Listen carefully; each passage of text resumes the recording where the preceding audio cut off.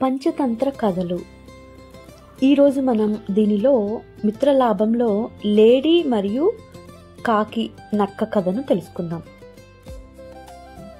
పావురాలు వలలో చిక్కుకొని ఎలుక అనే మిత్రుడు ద్వారా ఎంతటి లాభాన్ని పొంది మరణం అనే ఆ పని నుండి తప్పించుకొని ఇంటికి వెళ్ళిపోవుట అంతా గమనించిన ఆ కాకి ఎలుకతో స్నేహం చేయాలి అని తన కన్నం దగ్గరికి వెళ్ళింది. మిత్రమా, నేను కాకిని. నీవు పావురాలకి మేలు చేశావు కదా, నేను కన్నులారా చూశాను. నీ వంటి మంచివానితో స్నేహం చేయాలని నేను నీ దగ్గరికి వచ్చాను. దయవుంచి కొంచెం బయటికి వచ్చి నాతో స్నేహం చేయొచ్చు కదా అని అడిగింది కాకి ఆ ఎలుకను. ఆ మాటలు వినిన ఎలుక, నీవు చెప్పే మాటలు చాలా బాగున్నాయి. స్నేహం ఎవరితో చేయాలో నాకు బాగా తెలుసు.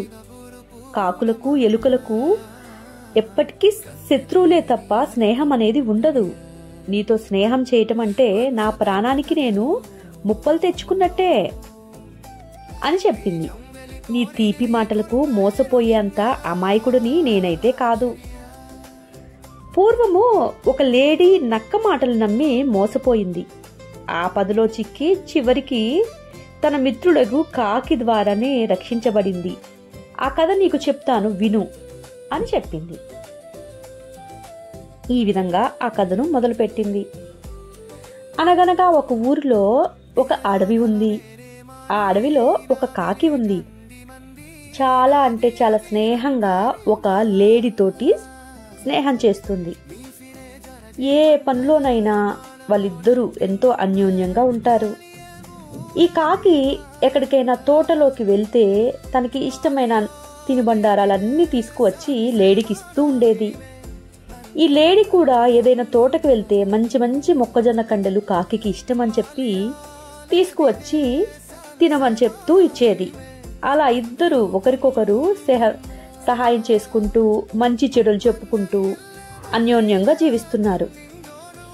ఆ అడవిలోనే ఒక జిత్తులు మారిన నక్క ఉంటుంది. ఒకనాడు బాగా బలిసి ఉన్న లేడీని చూసి ఎలాగైనా సరే దానిని చంపి తినేయాలి అనే దుర్బుద్ధి నక్కకు పుట్టింది. అందుకని ఒక ప్లాన్ చేసింది. మేత మేసే లేడీ వద్దకు వెళ్ళి, నమస్కారం లేడీ బావగారు, నేనే అడవిలో ఆ చివరకు ఒక మూల ఉండేదాన్ని. అక్కడ క్రూర జంతువులు బాధపడలేక ఇటు వచ్చాను. వచ్చి రావటంతోనే మీరు నాకు కనిపించారు. నేను నీతోటి స్నేహం చేయాలని కోరుకుంటున్నాను. నాకు నీతో స్నేహం చేయాలని ఆశ పుట్టింది. నీకు ఈ చోటు బాగా తెలుసు కదా, ఒకరికొకరం తోడుగా కబుర్లు చెప్పుకుంటూ అన్ని ప్రాంతాలు తిరుగుతూ హాయిగా జీవిద్దామా అని ఇంకా ఎన్నెన్నో మాయ మాటలు చెప్తూ ఉంది. ఆ అమాయకురాలైన లేడీ నక్క మాటలు నమ్మింది. ఆపదలో ఉంది కదా, శరణు వేడి స్నేహం కోరి వచ్చింది. మిగతా జంతువులన్నీ దానితోటి కష్టపడుతున్నాయి కాబట్టి నేను దానికి సహాయం చెయ్యొచ్చు. ఆపదలో ఉన్న వాళ్ళకి సహాయం చేయటమే కదా ధర్మం అని భావించింది ఆ లేడీ. నక్కతో స్నేహం చేయాలని తలచింది. నక్క బావా, నాకొక కాకి అనే స్నేహితుడున్నాడు.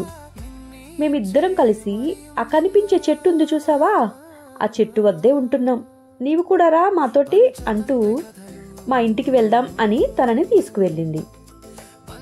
అనటమే కాకుండా దానిని నమ్మి ఎంతో అమాయకంగా దానిని వెంట పెట్టుకుని కాకి వద్దకు వచ్చి ఆ కాకి నక్క విషయమంతా చెప్పింది. కాకి జింకతో, మిత్రమా, మంచి చెడులు ఆలోచించక కొత్తగా వచ్చిన వారిని నమ్మి స్నేహం చెయ్యకూడదు. ఇది జిత్తులు మారిన నక్క, పైగా మాంసాహారి కూడా. దాని గుణగణాలు మనకి తెలియవు కదా. అలాంటి వారి స్నేహం మంచిది కాదు మిత్రమా. వారి వారి గుణగణంలో తెలియక ఎవ్వరికి పడితే వారిని దరికి చేరనిస్తే చివరికి పిల్లి మాటలు నమ్మి ప్రాణాలు పోగొట్టుకున్న గద్దలాగే ఉంటుంది మన జీవితం అని చెప్పింది. ఈ గ్రద్ద కథ నేను రేపటి ఎపిసోడ్లో ఇస్తాను. మీకు చెప్పాను కదా, ఇవి ఒకదానికొకటి లింక్ అయి ఉంటాయి కథలన్నీ అని. అలాగా కాకి మాటలు విన్న జింక కాకితో, మిత్రమా, వేరే జాతుల వారమైన మనిద్దరమే స్నేహంగా ఉండటం లేదా మనిద్దరిది మాత్రం ఒకటే జాతినా? అయినా కూడా ఈ నక్క కూడా మనతో కలిసి ఉంటుంది, ఏమవుతుంది? జాతి కన్నా గుణం ముఖ్యం కదా. ఇది నాకు మంచిదే అనిపిస్తుంది, మనతోనే ఉండనిద్దాం అని చాలా అంటే చాలా రిక్వెస్టింగ్గా అడిగింది కాకిని. మిత్రుని మాట కాదనలేక జింకకి ఇష్టమైంది కదా అనుకుని కాకి సరే అని చెప్పింది. ఆ రోజు నుండి కాకి, నక్క, జింక ఎంతో సంతోషంగా ఉంటున్నాయి. జిత్తున మారి నక్క సమయం చూసి లేడి మాంసం తినాలని ఆలోచించసాగింది. ఒకనాడది జింక వద్దకు వచ్చి, మిత్రమా, ఆ పక్కన చక్కటి పొలముంది, రేపు మేతకు అటు వెళ్దాం అని చెప్పింది. జింక కూడా సరే మిత్రమా అని చెప్పింది. మరునాడు రెండూ కలిపి అటువైపుగా మేతకు వెళ్ళినాయి. అక్కడ పచ్చికయే కాక జొన్న చేను కూడా ఉంది. దానిని చూసి లేడి బాగా ఆనందించింది. ప్రతిరోజు ఆ పొలంలో కడుపారా తింటూ వస్తుంది. ఒకరోజు ఆ పొలం యజమాని అది గ్రహించి లేడిని బంధించటానికి వలపన్ని ఇంటికి వెళ్ళిపోయాడు. మరునాడు యథాప్రకారం మేతకు వచ్చిన జింక ఆ వలని చూసుకోకుండా ఆ వలలో చిక్కుకుపోయింది. తప్పించుకోవాలని ఎంత ప్రయత్నించినా సాధ్యం కాలేదు. అంతలో అక్కడికి నక్క వచ్చింది. వలలో చిక్కిన జింకని చూసి అది లోపల ఎంతో సంతోషపడింది. నక్కను చూసి, జింకా మిత్రమా, మంచి సమయంలోనే వచ్చావు. నక్కను చూసి జింక, మిత్రమా, మంచి సమయంలోనే వచ్చావు. పొలం యజమాని వచ్చి వేలవుతుంది కనుక వెంటనే నా వల కొరికి నా ప్రాణాల్ని కాపాడు అని చెప్పింది. అది విని నక్క వలను కొరుకుటకు వెళ్ళినట్టే వెళ్ళి వెనుకకు తగ్గి, మిత్రమా, ఈ వల చాలా అంటే చాలా గట్టిగా ఉంది, నా పళ్ళకి ఇది రాదు, నేనెవరైనా మిత్రులున్నారేమో చూసి తీసుకువస్తా. అది కాక ఈరోజు ఆదివారం, నేను ఇలాంటి తాడులను అసలు ముట్టను, ఈ పని తప్ప మరే పనైనా చెప్పు చేస్తాను అని మెల్లగా అచ్చటి నుండి వెళ్ళిపోయింది. కానీ ఆ నక్క ఆ పక్కనే ఉన్న పొదలో దాక్కుని పొలం యజమాని వచ్చి ఈ జింకను చంపేస్తే అప్పుడు ఈ జింకను నేను తినచ్చు మాంసంలాగా కడుపారా అని ఎంతో సంతోషంగా చూస్తూ ఉంది.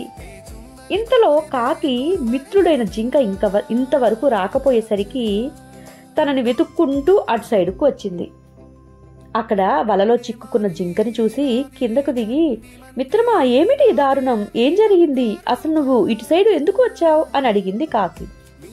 కాకి మాటలు విన్న జింక కన్నీరు కారుస్తూ, మిత్రమా, ఆ రోజు నీవు చెప్పిన మాటలు విననందుకు ఇది ఫలితం అనగానే కాకి, ఆ నక్క ఎక్కడా అని అడిగింది. అది నా మాంసం తినవలనని ఇక్కడ ఎక్కడో నక్కి ఉంటుంది అని విషయం వివరంగా చెప్పింది. అంతలో దూరంగా పొలం యజమాని వస్తున్నట్లు కనిపించాడు.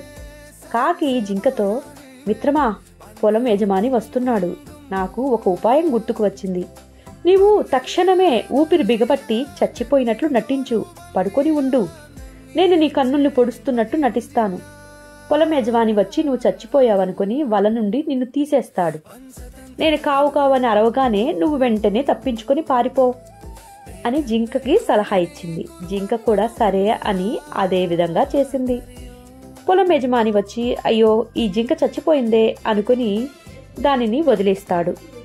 వెంటనే కాకి కావు కావు అని అరవగానే జింక లేచి పరుగున తన ప్రాణం దక్కించుకొని బయటికి వచ్చేస్తుంది. అది చూసిన ఆ యజమాని తన చేతిలో ఉన్న గుణపాన్ని ఇసిరేస్తాడు. అది పొరపాటున ఆ నక్కకు తగిలి అక్కడే పడి చచ్చిపోతుంది. ఒకరికి నష్టం కలిగించాలని చూస్తే వాళ్ళే నష్టపోతారు. అది ఇంకొక విషయం అనుకోండి. నీతో స్నేహం చేయుట నిప్పును పట్టుకుని కాలింది అని బాధపడ్డట్లు ఉంటుంది అని ఆ ఎలుక కాకితో చెప్పింది. ఆ నక్కలాగే నిన్ను నేను నమ్మితే నా ప్రాణాలకి నేనే ముప్పు తెచ్చుకున్నట్లు అని చెప్పింది. ఈ కథనంతా వినిన ఆ కాకి, ఆర్యా, కాకి జాతిలో పుట్టినంత మాత్రాన నన్ను పాపాత్మునిగా భావించద్దు. నిన్ను చంపి తినినంత మాత్రాన నా ఆకలి తీరుతుందా ఏంటి? మృత్యువు ఎవరికి ఎప్పుడు ఎలా వస్తుందో ఎవరు చెప్పగలరు? నేను నీకు ఎటువంటి అపకారము చెయ్యను మిత్రమా. నీవు ఆ పావురాలతో ఎలా స్నేహంగా ఉన్నావో నాతో కూడా అలాగే ఉండవచ్చు.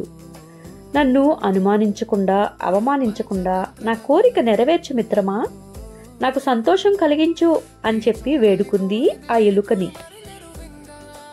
హాయ్ గైస్, మరి ఎలుక కాకితో స్నేహం చేస్తోందా? ఈ కథలో మీకు ఏ సన్నివేశం నచ్చింది? మీ ఫ్రెండ్స్కి కూడా మీరు షేర్ చేయండి ఈ స్టోరీని మీకు నచ్చినట్లయితే. అలాగే మీ ఇంట్లో చిన్నపిల్లలు ఎవరైనా ఉంటే వాళ్ళకి కూడా వినిపించవచ్చు ఎంతో చక్కగా.